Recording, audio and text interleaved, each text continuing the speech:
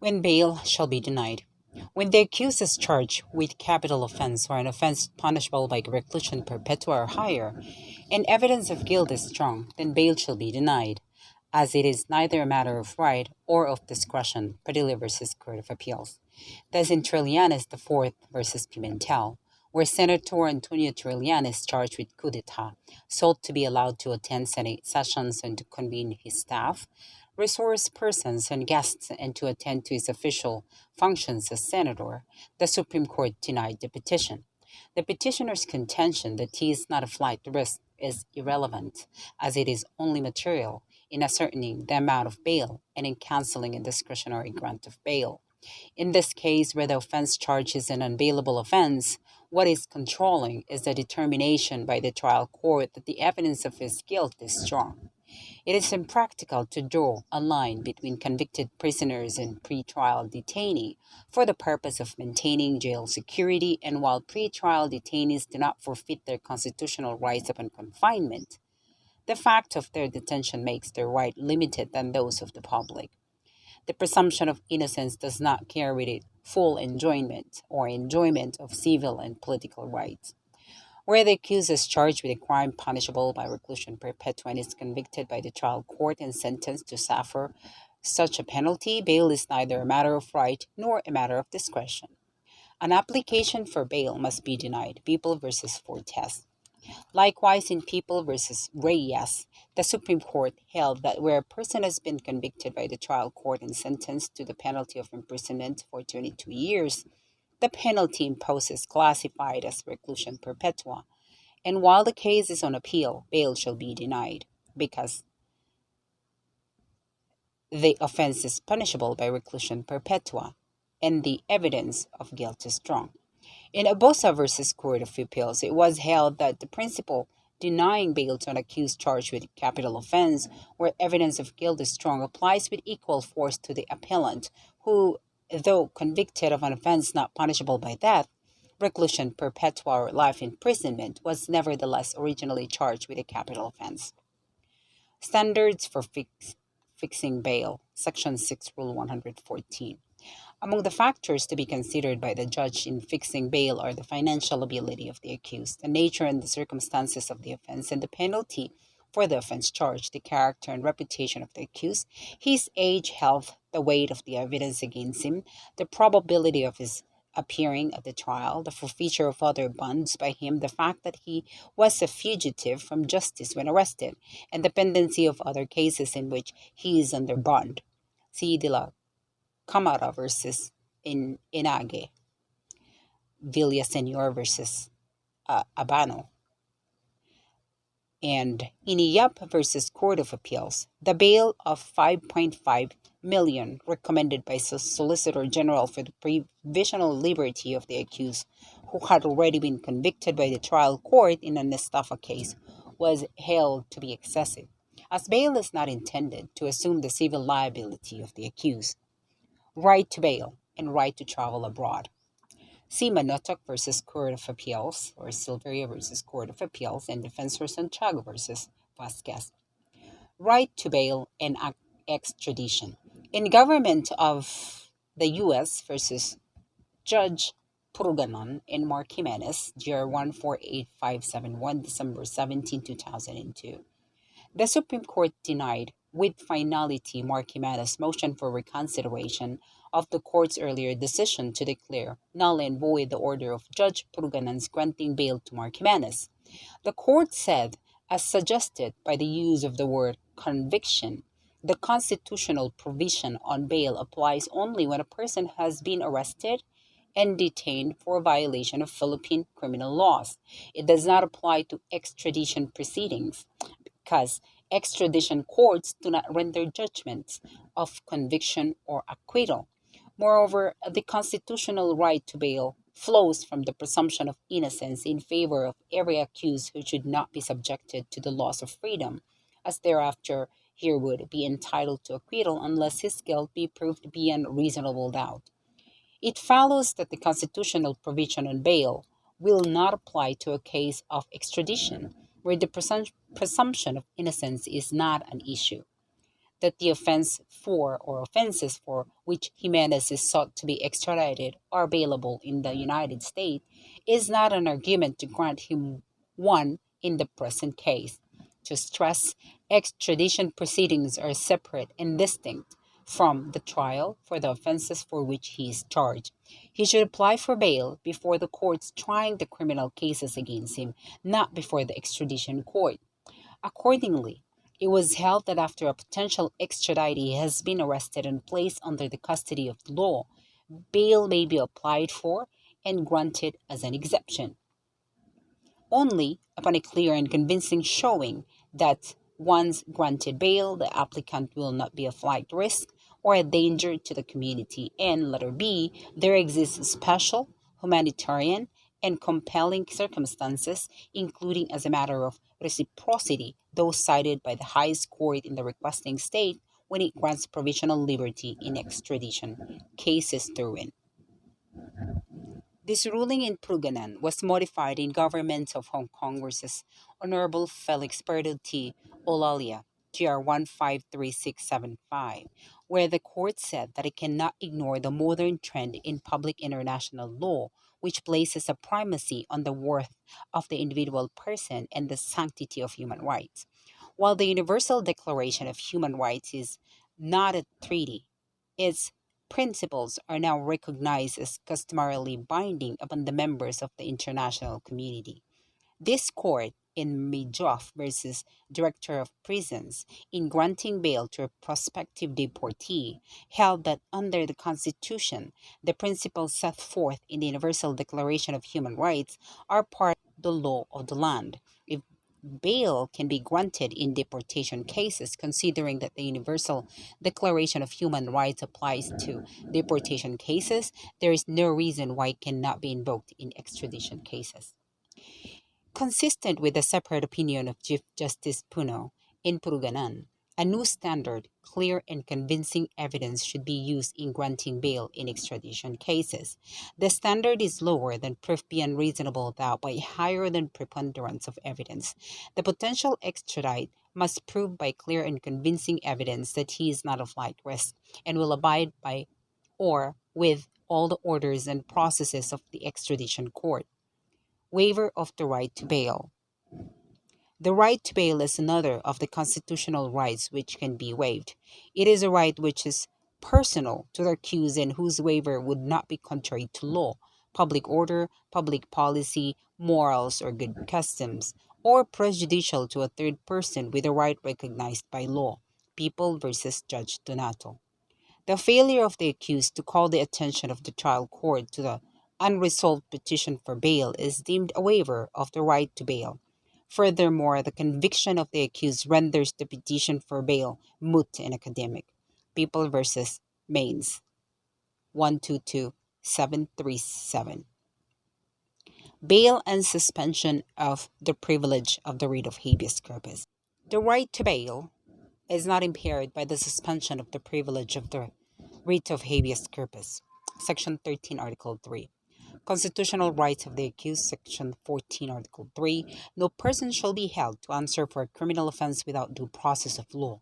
In all criminal prosecutions, the accused shall be presumed innocent until the contrary is proved, and shall enjoy the right to be heard by himself and counsel, to be informed of the nature and cause of the accusation against him, to have a speedy, impartial, and public trial, to meet the witnesses face to face, and to have compulsory process to secure the attendance of witnesses and the production of evidence in his behalf.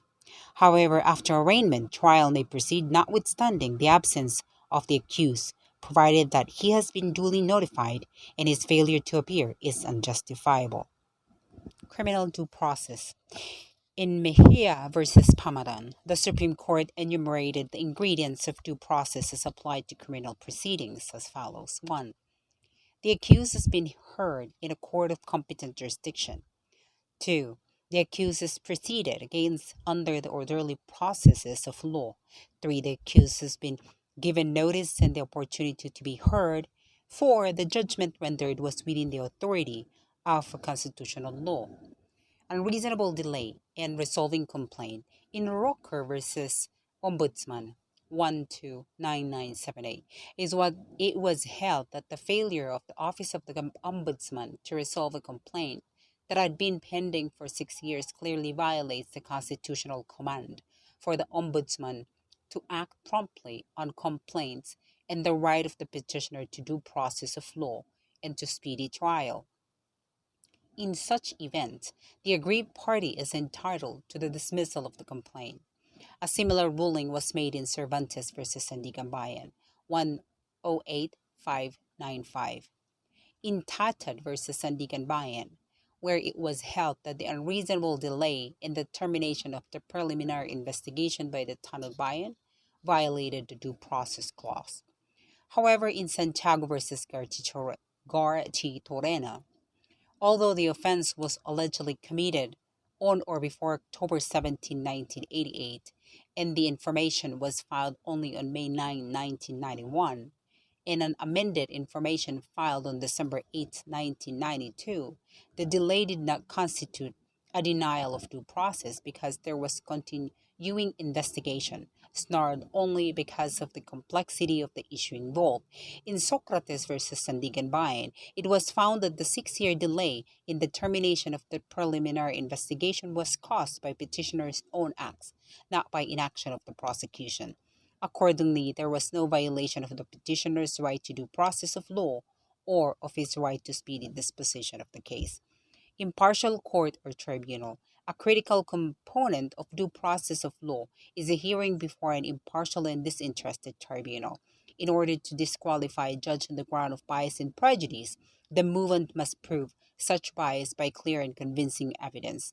In this case, the petitioner failed to adduce any extrinsic evidence to prove that the respondent judge was motivated by malice or bad faith when she issued the assailed rulings. Webb versus People. In Imelda Romualdez Marcos versus Sandiganbayan, the Supreme Court, reiterating its ruling in Tabuena versus Sandiganbayan, declared that the cross-examination of the accused and the witnesses by the trial court indicated bias and thus violated due process. GR 126995. But where the questions propounded by the court are merely for clarification to clear up dubious points and elicit relevant evidence, such questioning will not constitute bias. People versus Castillo, Costa versus People, and People versus Galeno.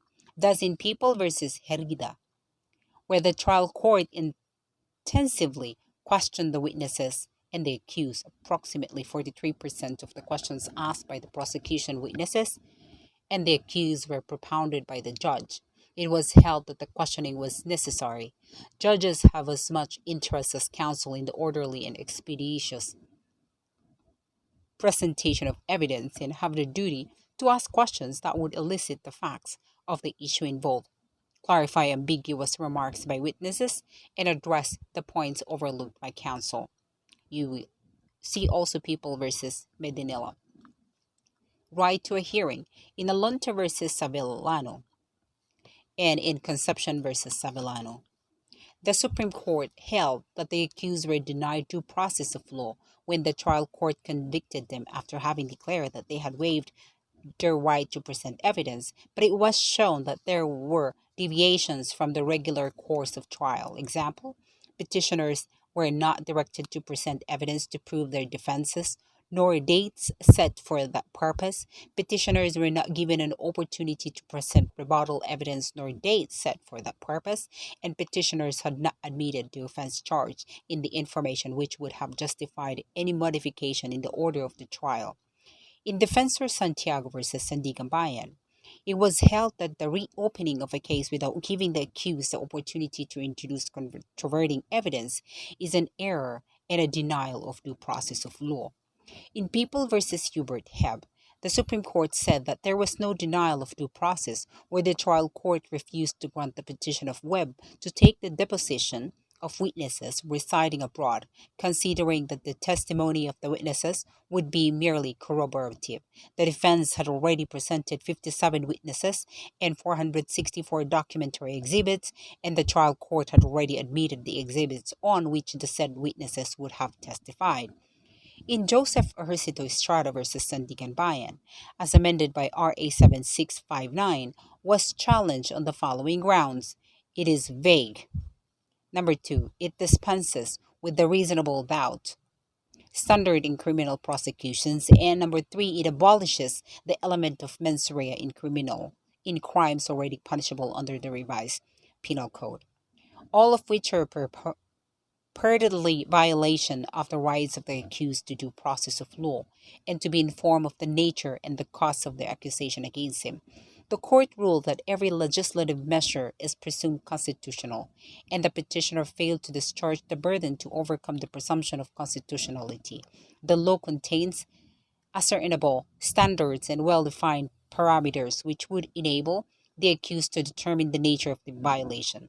Section 2 is sufficiently explicit in its description of the acts, conduct, and conditions required or forbidden, and prescribes the elements of the crime with reasonable certainty and particularity.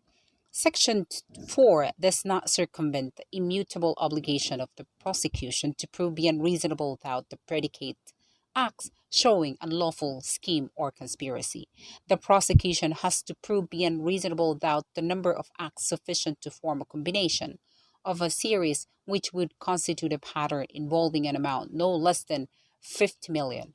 The legislative declaration in RA 7659 that plunder is a heinous offense implies that it is malum in se.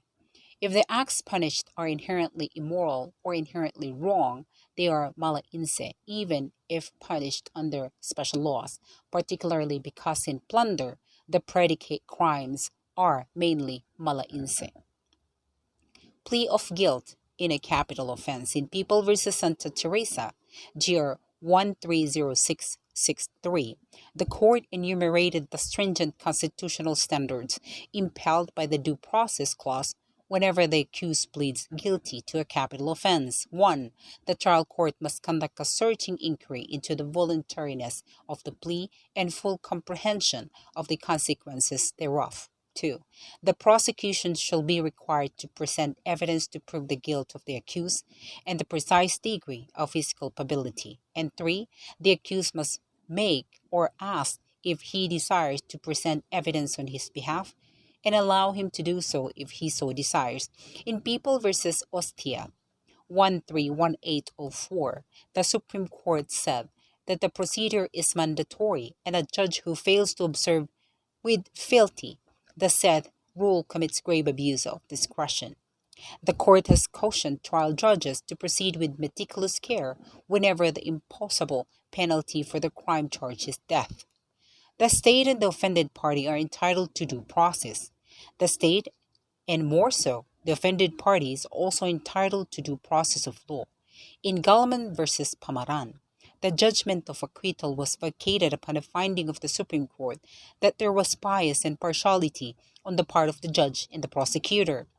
In Merciales versus Court of Appeals 124171, it was held that the petitioner, mother of the victim in a rape with homicide case, was denied due process when the public prosecutor, who was under legal obligation to pursue the action on her behalf, reneged on that obligation and refused to perform his sworn duty.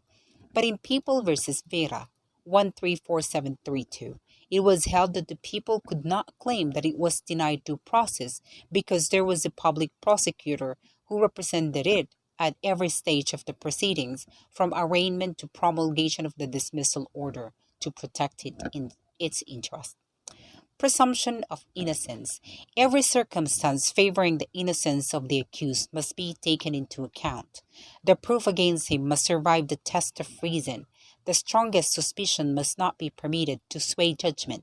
People versus Austria. Thus, in Dumlau versus Comelec, the provision of an election statute which disqualified from running for public office any person who has committed any act of disloyalty to the state, provided that the filing of charges for the commission of such crimes before a civil court or military tribunal shall be prima facie evidence of such fact, was declared unconstitutional for being violative of the presumption of innocence clause. Likewise, in People versus Lomboy 129691, it was held that the acquittal of the accused is inevitable if inculpatory facts and circumstances are capable of two or more explanations, one consistent with the innocence or innocence of the accused and the other consistent with his guilt. The presumption of innocence was held not to have been overcome by prosecution evidence where the victim had difficulty in identifying the accused not only during the hospital confrontation but also in open court, People versus Alcantara, or where the prosecution failed to present the alleged posture buyer because without the testimony of the latter, there is no convincing evidence that the accused was a marijuana peddler and not merely a victim of instigation.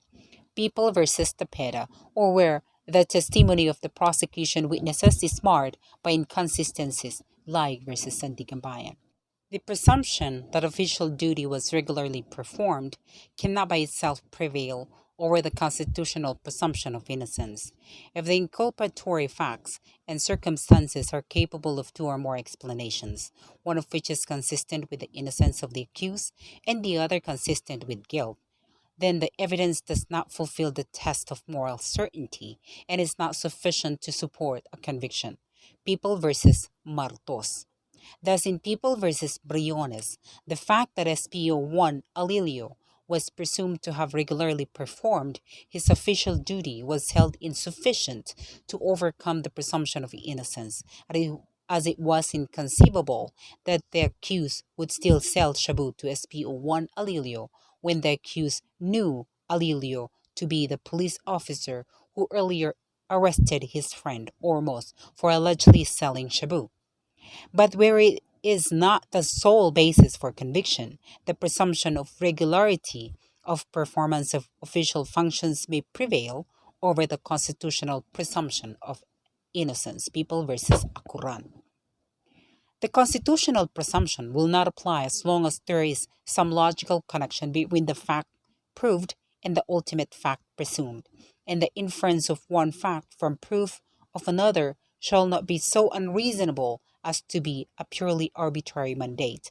In such a case, the burden of proof is thus shifted to the possessor of the dangerous drug to explain the absence of animus possidendi. People versus Burton. Citing Dison Pamintuan versus People, this is reiterated in People versus Baluda 114198. In order that this constitutional presumption may be overcome in a prosecution for the illegal sale of dangerous drugs, the following elements must be proven. A. That the transaction or sale took place. B. That the corpus delicti or the illicit drug was presented as evidence. And C. That the buyer and seller are identified. To comply with the second element, it is imperative that the integrity of the corpus delicti be preserved and the chain of custody requirement as provided in RA 9165 performs this function, for it ensures that there is no unnecessary doubts concerning the identity of the evidence. People versus de Guzman. The seizure and the custody of the drugs remain valid despite failure to comply with the chain of custody procedure. If 1.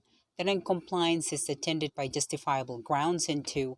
The integrity and evidentiary value of the seized items are properly preserved. However, in this case, not only did the prosecution fail to present any justifiable ground for noncompliance, but there is a gaping hole in the chain of custody. The length of time that lapsed from the seizure of the items until they were given to the investigating officer for marking took all of 1.5 hours, despite the fact that the Guzman's house was walking distance from the police station. Moreover, it took more time before the items were submitted to the PNP crime laboratory without any explanation on who had custody in the meantime. People versus the Guzman. The constitutional presumption may be overcome by contrary presumptions based on the experience of human conduct, such as unexplained flight, which may lead to an inference of guilt, or the inability of an accountable officer to produce funds or property entrusted to him, which is considered prima facie evidence of misappropriation. However, in Madarang versus Sandigan Bayan and in Agulo versus Sandiganbayan. It was held that the prima facie presumption of accountability does not shatter the presumption of innocence which the petitioner enjoys, because even if prima facie evidence arises, certain facts still have to be proved, and the Sandiganbayan must be satisfied that the petitioner is guilty beyond reasonable doubt, and this finding must rest upon the strength of the prosecution's own evidence, not on the weakness, deficiency, or absence of evidence for the defense. In Monteverde versus People, it was held that the presumption that the possessor of a forged or falsified document is the author of the forgery or falsification will not prevail over the presumption of innocence. In Ong versus Sandigan Bayans, the constitutionality of RA 1379, forfeiture of unlawfully acquired property, was challenged because it is vague, violates the presumption of innocence and the right against self incrimination, and breaches the authority of the Supreme Court to promulgate rules concerning the protection and enforcement of constitutional rights. It was held that the law is not vague because it defines with sufficient particularity unlawfully acquired property and provides a definition of what is legitimately acquired property. Neither is the presumption of innocence by Section 2 thereof, which states that property manifestly out of proportion to his no property acquired by a public officer during his incumbency in an amount which is manifestly out of proportion to his salary as such public officer or employee and to his other lawful income, and the income from legitimately acquired property shall be prima facie presumed to have been unlawfully acquired. The court held that under the principle of presumption of innocence, it is merely required that the state establish a prima facie cases, after which the burden of proof is shifted to the accused. Circumstantial evidence. In People versus Bato, 113804, the Supreme Court held that in order that circumstantial evidence may warrant conviction, the following requisites must concur. There is more than one circumstance. Number two, the facts from which the inferences are derived are proven. And three, the combination of all the circumstances is such as to produce a conviction beyond reasonable doubt. Thus, where the conviction is based on circumstantial evidence gleaned from the sole testimony of the son of the deceased, the prosecution evidence does not constitute an unbroken chain leading beyond reasonable doubt to the guilt of the accused, and therefore cannot overthrow the constitutional presumption of innocence. Equipoise rule.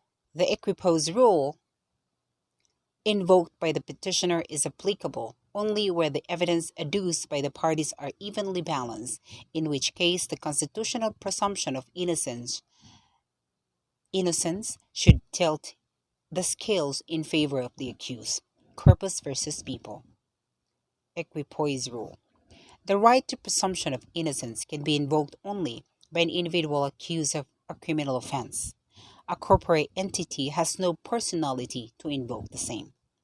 Feeder International Line versus Court of Appeals. Right to be heard by himself and counsel. The right to counsel proceeds from the fundamental principle of due process, which basically means that a person must be heard before being condemned. It is more than just the presence of a lawyer in the courtroom or the mere propounding of standard questions and objections. It means that the accused is amply accorded legal assistance extended by a counsel who commits himself to the cause of the defense and acts accordingly. Tersely put, it means an efficient and truly decisive or decisive legal assistance, and not simply a perfunctory representation. People versus Bernas. In Estrada versus Badoy, the Supreme Court said that POW lawyer is considered an independent counsel within the contemplation of the Constitution, since he is not a special counsel, public or private prosecutor, counsel of the police, or a municipal attorney whose interest is admittedly adverse to that of the accused. The right to counsel during the trial is not subject to waiver. Flores versus Ruiz. because even the most intelligent or educated man may have no skill in the science of law, particularly in the rules of procedure, and without counsel he may be convicted not because he is guilty but because he does not know how to establish his innocence. People versus Holgado. Thus, the conviction of the accused in the lower court was set aside and the case remanded for new trial, as the accused was represented by someone who was not a member of the Philippine Bar. People versus Santosiles, 109149. But the failure of the court to disclose affirmatively that the trial court advised the accused of his right to counsel is not sufficient ground to reverse conviction. The trial court must be presumed to have complied with the procedure prescribed by law for the hearing and trial of cases, and such presumption can be overcome only by an affirmative showing to the contrary. People versus Agbayani. The decision of conviction was set aside where it appeared that there was merely a pro forma appointment of a counsel de officio who did not exert his best effort for the protection of the accused. People versus Mugsi, where the accused manifested that he had lost confidence in his counsel de officio and wanted to retain a counsel de parte, but the court still appointed the same lawyer as counsel de officio and proceeded with the trial. There was deemed a denial of his constitutional guarantee. People versus Malunsing. Likewise, in People versus Cuisin, where the accused, a Cantonese, could not understand English, Filipino, or any Philippine dialect, it was held that he was denied the right to counsel because although he was provided with one, he could not understand or communicate with his counsel concerning his defense. Although the right to counsel is not indispensable to due process of law, Feeder International Line versus Court of Appeals, there are instances when the Constitution and or the laws provide that the same may not be waived. Thus, the accused cannot waive the right during the trial, and no valid waiver of the right to remain silent or to counsel can be made by a person under custodial interrogation without the assistance of counsel. However, while the right to be represented by counsel during the trial is absolute, the option of the accused to hire one of his own choice is limited. Such option cannot be used to sanction reprehensible dilatory tactics, to trifle with the rules of court, or to prejudice the equally important rights of the state and the offended party to speedy and adequate justice. People versus Cerzo. An examination of related provisions in the Constitution concerning the right to counsel will show that the preference and the choice of counsel pertains more aptly and specifically to a person under custodial investigation rather than one who is accused in criminal prosecution. And even if the application of the concept were to be extended to an accused in a criminal prosecution, such preferential discretion cannot partake of discretion so absolute and arbitrary as would make the choice of counsel refer exclusively to the predilection of the accused. Thus, there is no denial of the right to counsel where the counsel de officio was appointed during the absence of the accused counsel de parte, pursuant to the court's desire to finish the case as early as possible under the continuous trial system. Ambion versus Judge Cheong Son. This is reiterated in People versus Rivera.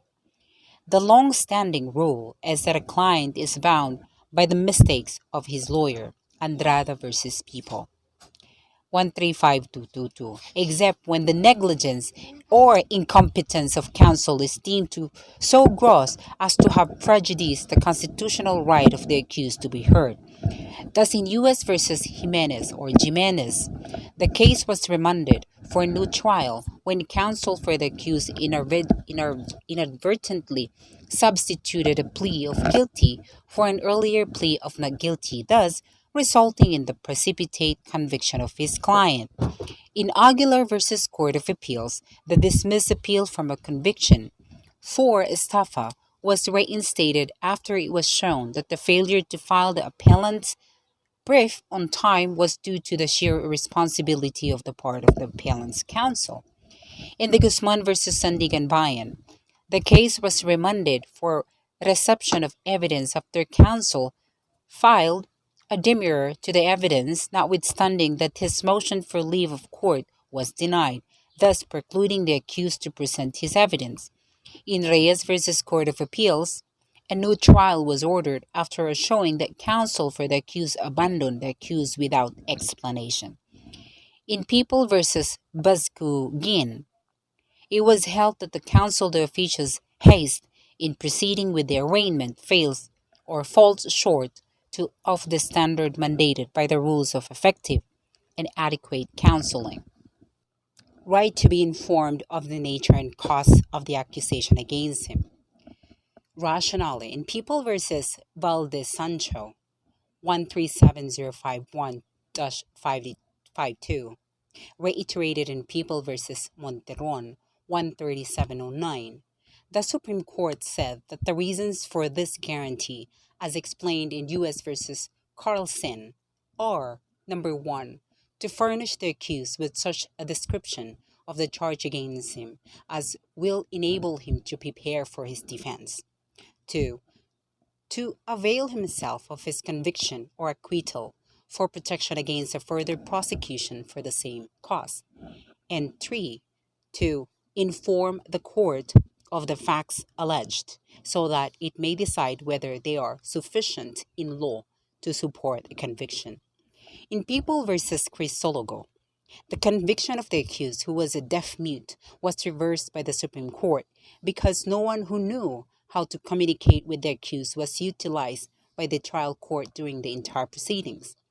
Similarly, in People versus Paraso, the judgment of conviction rendered by the trial court was vacated where there was no showing that the accused, a deaf mute, was aided by a competent sign language expert, able to fully understand and interpret the actions and mutterings of the appellant. See also People versus Ramirez and People versus Montes. Settled is the rule that when a judge is informed or discovers that an accused is apparently in a condition of insanity or imbecility, it is within his discretion to investigate the matter. If it be found that by reason of such affliction the accused could not, with the aid of counsel, make a proper defense, it is the duty of the court to suspend proceedings and commit the accused to a proper place of detention until he recovers his faculties. To arraign the accused while he is in a state of insanity will violate the right of the accused to be informed of the nature and cause of the accusation against him. P. Paul versus Alcalde. Requisites. In order that the constitutional right of the accused to be informed of the nature and cause of the accusation against him may not be violated, the information must state the name of the accused, the designation given to the offense by statute, a statement of the acts or omission so complained of as constituting the offense, the name of the offended party, the approximate time and date of the commission of the offense, and the place where the offense had been committed. The information must set forth the facts and circumstances that have a bearing on the culpability and liability of the accused, so that the accused can prepare for and undertake his defense. One such fact or circumstance in a complaint against two or more persons is conspiracy, where no such allegation is made in the information. The court's finding of conspiracy violates the constitutional requirement. People versus Kitlong. Every element of the offense must be alleged in the complaint or information because the accused is presumed to have no independent knowledge of the facts that constitute the offense. People versus Tabion 132715. People versus Kitlong is 121502. But it is not necessary to state in the complaint or information the precise time when the offense was committed, except when time is a material ingredient of the offense. The act may be alleged to have been committed at any time as near to the actual date at which the offense was committed as the information or complaint will permit. People versus Marcelo. This rule was reiterated in People versus Alba and in People versus Flores, where it was held that the exact date the rape was committed is not an element of the crime. Due process requires that the acts or omissions constitutive of the offense must be stated in the information to fully apprise the accused of the charge against him. People versus Garcia. People versus Bolatete. GR 127570. The nature and the cause of the accusation must be reasonably stated in the information. People versus Ambray 127177. Thus, in People versus Pertolano 122423, where the information for rape failed to allege the victim's exact age, it was held that the imposition of the death penalty was not warranted, considering that for the imposition of death penalty, the special qualifying circumstance of the victim's age and her relationship to the offender must be alleged. Likewise, in People versus Bong Hanoi 124097, because the information failed to allege the relationship between the accused and the victim, the death penalty was not imposed. See also People versus De La Cuesta. The description, not the designation, of the offense controls. Soriano versus Sandiganbayan, Santos versus People, Petro versus People. The accused can be convicted only of the crime alleged or necessarily included in the allegation in the information. People versus Legazpi.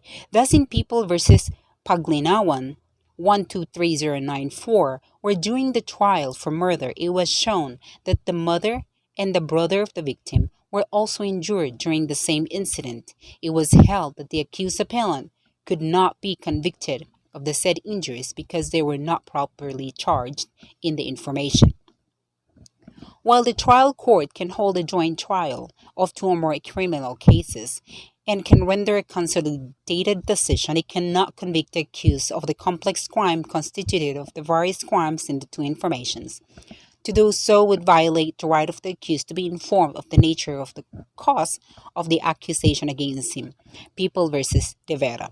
The fundamental test to determine the adequacy of the averments in an information is whether the facts alleged is hypothetically admitted would establish the essential elements of the crime. People versus Robert Balau 176819. Void for vagueness rule. The accused is also denied the right to be informed of the charge against him and to due process as well, where the statute itself is couched in such indefinite language that it is not possible for men of ordinary intelligence to determine therefrom what acts or omissions are punished. In such a case, the law is deemed void. Joseph Ercito Estrada versus Sandiganbayan 148560.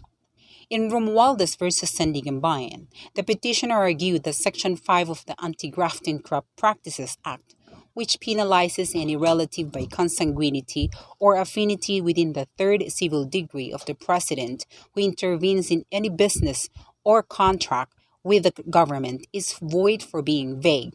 The Supreme Court said that the term intervene should be understood in its ordinary acceptance, which is to come between. The challenge provision is not vague. Waiver. Conceitedly, the right to be informed of the nature and cause of the accusation against may not be waived, but the defense may waive the right to enter a plea and let the court enter a plea of not guilty. People versus Brian Ferdinand D. 115236-37. The right cannot be waived for reasons of public policy. Hence, it is imperative that the complaint or information filed against the accused be completed or complete to meet its objectives. As such, an indictment must fully state the elements of the specific offense alleged to have been committed. An accused cannot be convicted of an offense even if duly proven unless it is alleged or necessarily included in the complaint or information. People versus Flores 128823-24.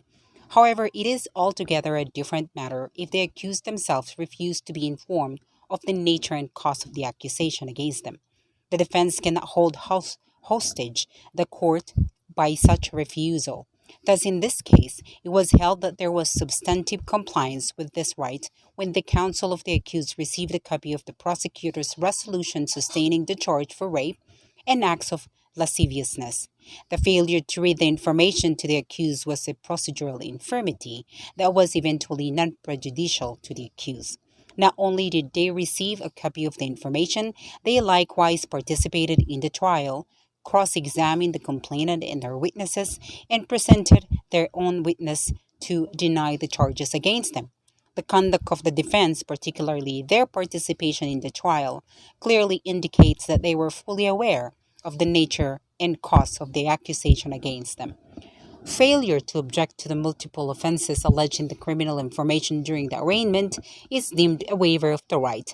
Abalos versus People, 136994. Thus, in Dimayakyak versus Court of Appeals, 136264, the Supreme Court said that the accused may be convicted of as many offenses charged in the information and proved during the trial, where he fails to object to such duplicitous information during the arraignment. All information which lacks certain material allegation, in this case rape through force and intimidation, may still sustain a conviction when the accused fails to object to its sufficiency during the trial, and the deficiency is cured by competent evidence presented therein.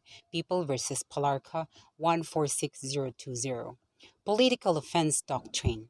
Under the political offense doctrine, common crimes perpetrated in furtherance of a political offense are divested of their character as common offenses and assume the political complexion of the main crime, of which they are mere ingredients and consequently cannot be punished separately from the principal offense or complexed with the same to justify the imposition of a graver penalty.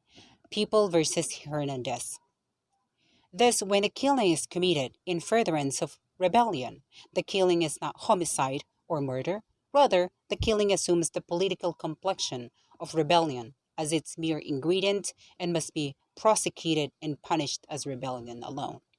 However, this is not to say that public prosecutors are obliged to consistently charge respondents with simple rebellion instead of common crimes.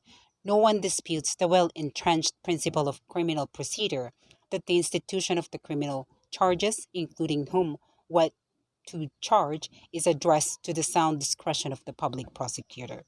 But when the political offense doctrine is asserted as a defense in the trial court, it becomes crucial for the court to determine whether the act of killing was done in furtherance of a political end and for the political motive of the act to be conclusively demonstrated. Thus, in Saturnino Campo versus Honorable Ephraim Obando, 176830, the court said that the burden of demonstrating political motivation must be discharged by the defense.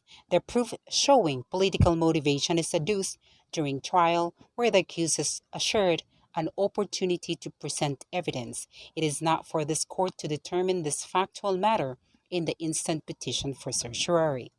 Right to speedy, impartial, and public trial.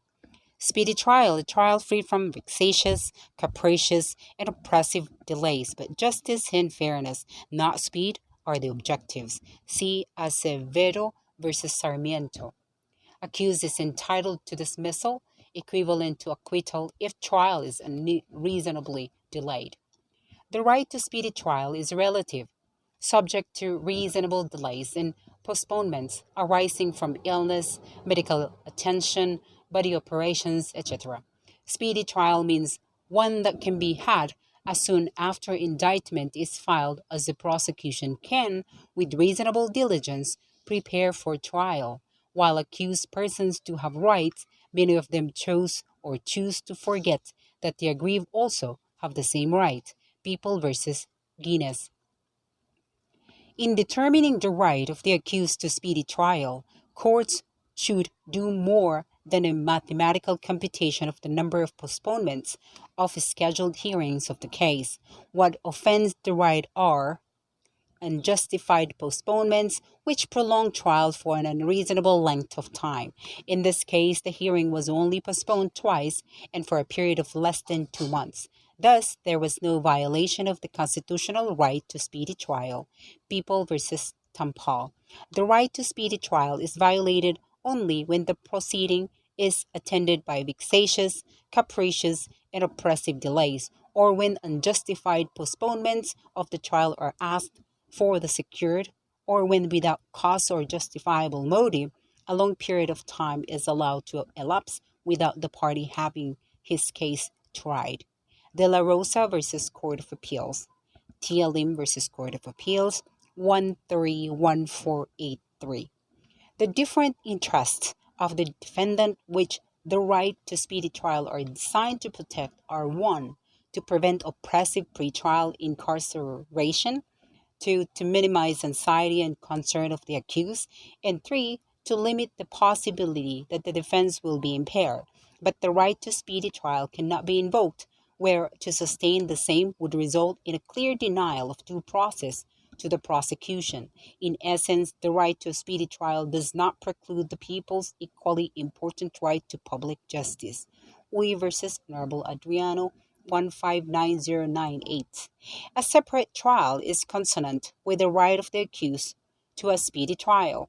In this case, it has been 8 years since the information was filed, and the case has yet to be tried. The long delay has clearly prejudiced the petitioner, who is more than 73 years old. The inconvenience and expense on the part of the government resulting from separate trial cannot be given preference over the right to a speedy trial. The Kanai versus People. See Public Act Number 8493, the Speedy Trial Act, which provides, among others, that the arraignment of an accused shall be held within 30 days from filing of the information or from the date the accused has appeared before the justice, judge, or court in which the charge is pending, whichever date last occurs. Thereafter, where a plea of not guilty is entered, the accused shall have at least 15 days to prepare for trial. Trial shall commence within 30 days from arraignment as fixed by the court. In no case shall the entire trial period exceed 180 days from the first day of trial, except as otherwise authorized by the Chief Justice of the Supreme Court. RA 8493 is a means of enforcing the right of the accused to a speedy trial. The spirit of the law is that the accused must go on record in the attitude of demanding a trial or resisting delay. If he does not do this, he must be held in law to have waived the privilege. Uy versus Honorable Adriano 159098. The right to a speedy trial, as well as other rights conferred by the Constitution or statute, may be waived except when otherwise expressly provided by law. One's right to speedy disposition of his case must therefore be asserted. Due to the failure of the petitioner to assert this right, he is considered to have waived it. Barcelona versus Lim 189171. Impartial trial. The accused is entitled to the cold neutrality of an impartial judge. In People versus Opida, the judgment of conviction was reversed upon showing that the trial judge was biased because of the appearance and criminal record of the accused. In Imelda Romualdez Marquez versus Sandigan Bayan, reiterating Tabuena versus Sandigan Bayan, the cross-examination of the accused and the witnesses by the court constituted bias and partiality. But the impartiality of the judge cannot be assailed on the ground that he propounded clarificatory questions to the accused. People versus Castillo. Indeed, trial judges must be accorded a reasonable leeway in asking questions, as may be essential to elicit relevant facts to bring out the truth. That is not only the right but the duty of the judge who feels the need to elicit information to the end that justice will be served. People versus Pinaco 126286. In Go versus Court of Appeals, the Supreme Court said that the cold neutrality of an impartial judge, although required for the benefit of litigants, is also designed to preserve the integrity of the judiciary and, more fundamentally, to gain and maintain the people's faith in the institutions they have erected when they adopted our Constitution. In People versus Sanchez 121039-45, the Supreme Court, citing People versus Tihanki Jr., rejected the appellant's contention that he was denied the right to an impartial trial due to the prejudicial publicity. Pervasive publicity is not per se prejudicial to the right of the accused to a fair trial. Public trial. This is intended to prevent possible abuses which may be committed against the accused. The rule is not absolute. Garcia versus Domingo. An accused has a right to a public trial, but it is a right that belongs to him more than anyone else, where his life or liberty can be held critically in balance. A public trial aims to ensure that he is fairly dealt with and would not be unjustly condemned, and that his rights are not compromised in secret conclaves of long ago. The public trial is not synonymous with a publicized trial. It only implies that the court doors must be open to those who wish to come, sit in the available seats, conduct themselves with decorum, and observe the trial process. Request for live TV coverage of the trial of former President Joseph Estrada, AM number 01403. Right to meet witnesses face to face. Right to cross-examine complainant and witnesses. The testimony of a witness who has not submitted himself to cross-examination is not admissible in evidence. The affidavit of witnesses who are not presented during the trial and thus are not subjected to cross-examination are inadmissible because they are hearsay. People versus Kidato, 117401. Thus, in People versus Monhe, 146689, the Supreme Court said that to administer by final judgment the dreaded lethal injection on the basis of circumstantial evidence consisting mainly of the testimony of a witness who failed and refused to return to court and submit to cross-examination 4 times is judicial tyranny of the highest order, but the right to cross-examine witnesses may be waived. People in People versus Lacbanes, 88684, it was held that the failure to present as witness the pusher buyer in a prosecution for illegal sale of marijuana is not fatal to the prosecution's case because what is required is merely proof of the consummation of the sale transaction, and in this case, the entire transaction was witnessed by PFC Rosales, who testified on the same. Distinguished this case from People versus Tapita, where the Supreme Court said that the failure of the prosecution to present as witness the pusher buyer in a bypass operation was fatal to the prosecution's case, because without the testimony of the latter, there is no convincing evidence that the accused was a marijuana peddler and not simply the victim of instigation. Right to compulsory process to secure the attendance of witnesses and the production of evidence. A subpoena is a process directed to a person requiring him to attend and to testify at the hearing or trial of an action or at any investigation conducted under the laws of the Philippines or for the taking of his deposition. Kaamak Kaamik versus Galapon. In this jurisdiction, there are 2 kinds of subpoena, to wit, subpoena ad testificandum and subpoena ducis tecum.